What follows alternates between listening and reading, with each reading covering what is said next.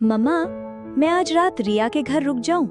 अलमारी से किताबें निकालते हुए नेहा ने जैसे कैजुअली कहा, पर उसकी आवाज में एक हल्की सी बेचैनी छुपी हुई थी। रात को? उसकी माँ ने तुरंत सिर उठाकर देखा। बेटा, मुझे अच्छा नहीं लग रहा आजकल का माहौल। मम्मा प्लीज, नेहा ने बात काट दी। बस एक रात की ही तो बात है, कल मैथ्स का टेस्ट है, ग्रुप स्टडी करनी है।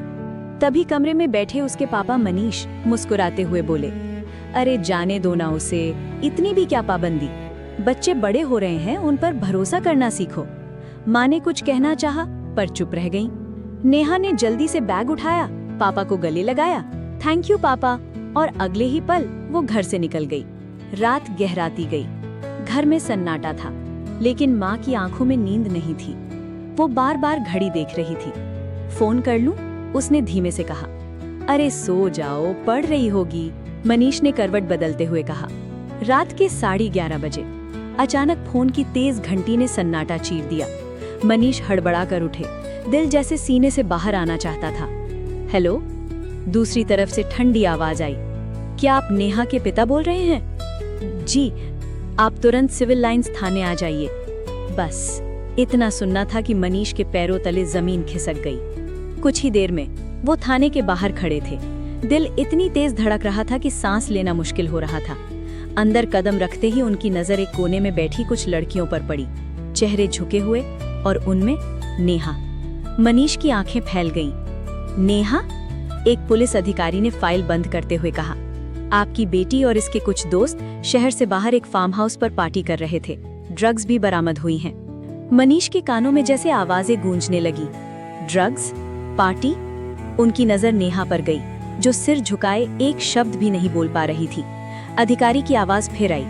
आप लोग अपने बच्चों को आजादी तो दे देते हैं, पर ये नहीं सोचते कि वो उस भरोसे का क्या कर रहे हैं। मनीष कुछ नहीं बोले, बस धीरे धीरे उनके कंधे झुकते चले गए। उनके दिमाग में बस एक ही दृश्य घूम रहा था, नेहा का वो मासूम चेहरा, पापा थैंक यू।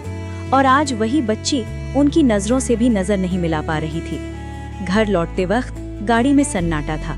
नेहा बार बार कुछ कहना चाहती थी, पर शब्द गले में ही अटक जाते। आखिरकार उसने धीरे से कहा, पापा मनीष ने गाड़ी रोक दी। पहली बार उन्होंने उसकी तरफ देखा। उनकी आंखों में गुस्सा नहीं था, बस टूटा हुआ विश्वास था। नेहा, उनकी आवाज धीमी थी, तुमने गलती की, ये मुझे मंजूर है, पर एक पल रुककर उन्होंने कहा, तुमने मेरे भरोसे को तोड़ा, ये मैं कैसे भूलूं। नेहा की आंखों से आंसू बह निकले। उसने रोते हुए कहा, मुझे लगा आप समझ नहीं पाएंगे।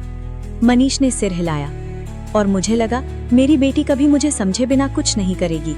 बस यहीं दोनों के बीच एक खामोशी खड़ी हो गई।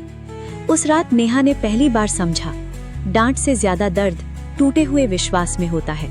और मनीष ने पहली बार महसूस किया, बच्चों को आजादी देना आसान है, पर उनके हर फैसले का बोझ माँ बाप ही उठाते हैं।